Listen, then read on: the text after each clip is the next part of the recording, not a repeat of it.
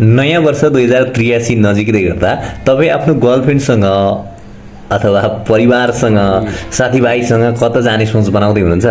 यदि त्यो सोचमा हुनुहुन्छ भने यो वर्षको सुरुवातलाई अझै विशेष बनाउने एकदमै सुन्दर उत्कृष्ट गन्तव्य बन्न सक्छ इलाम। पूर्वी नेपालको हरियालीले ढाकिएको इलाम पुग्ने यात्रा आफैमा रमाइलो हुन्छ।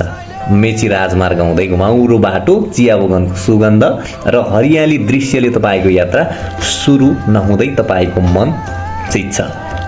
इलाम भनेको केवल ठाउँ मात्रै होइन, अनुभव बुटल्ने एउटा सुन्दर अनुभव बुटल्ने ठाउँ पनि हो र तपाईँको नयाँ वर्षको गन्तव्य पनि बन्न सक्छ। यहाँका चिया बगान, शान्त वातावरण, सफा हावा र प्राकृतिक सौन्दर्यले तपाईँलाई सहरको भिडभाडबाट टाढा पुर्याउँछ। इलाममा तपाईँ कुन ठाउँ जानको लागि चाहिँ बेस्ट हुन्छ त? नम्बर 1 मा छ अन्तु डाँडा। यदि अन्तु डाँडा जाँदै हुनुहुन्छ भने अन्तु त सूर्योदय प्रेमीहरूका लागि त एकदमै उत्कृष्ट गन्तव्य हो।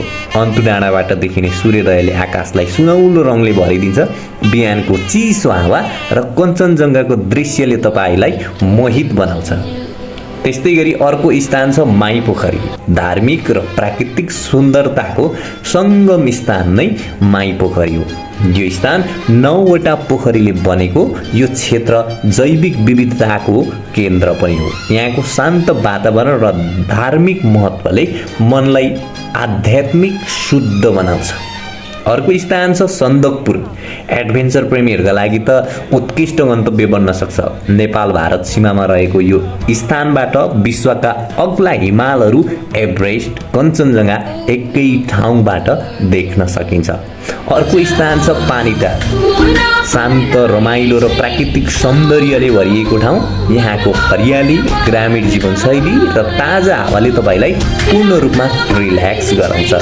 किन रोज्ने त इलाम? किनकि इलामको शान्त वातावरण, हरियाली र चिया बगान, सूर्योदय र हिमाल दृश्य, धार्मिक तथा प्राकृतिक सम्पदा, परिवार, साथी वा स्पेशल व्यक्तिसँग घुम्नका लागि पर्फेक्ट स्थान भएको हुनाले तपाईँलाई मैले इलाम नै सजेस्ट गर्दैछु।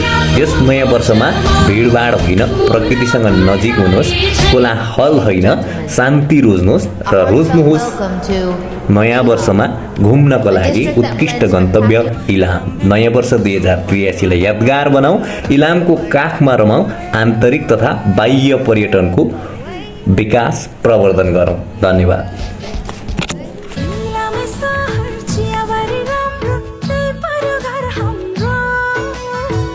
के हो छोरी पातली मोरी लैजाने आँट हाम्रो, लैजाने आँट हाम्रो।